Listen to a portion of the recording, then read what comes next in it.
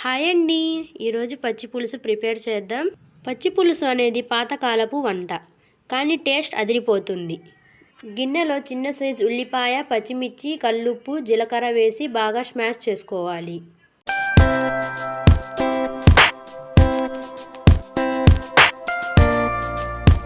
ప్యాన్లో ఆయిల్ వేసి పోపు కోసం ఎండుమిర్చి, జీరా, ఆవాలు,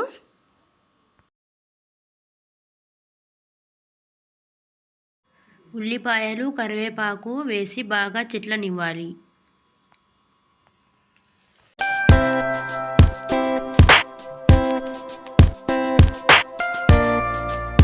స్మాష్ చేసుకున్న దానిలో నిమ్మకాయ సైజంత చింతపండు రసాన్ని వేసుకోవాలి. పిడికెడు బెల్లాన్ని కరిగించిన నీరు కూడా వేసుకుందాం. చివరిగా పోపు వేసి మిక్స్ చేసుకుందాం. అంతే అండి, కమ్మటి నోరూరించే పచ్చి పులుసు రెడీ. వేడి వేడి అన్నంలో 2 గరిటెలు పచ్చి పులుసు వేసుకొని ముద్దపప్పు వేసుకొని తింటే ఉంటుంది. ఆహా, ఇంకా స్వర్గమే. ఇంకెందుకు ఆలస్యం, మీరు కూడా ట్రై చేయండి. నచ్చితే లైక్ చేయండి, షేర్ చేయండి, సబ్స్క్రైబ్ చేయండి.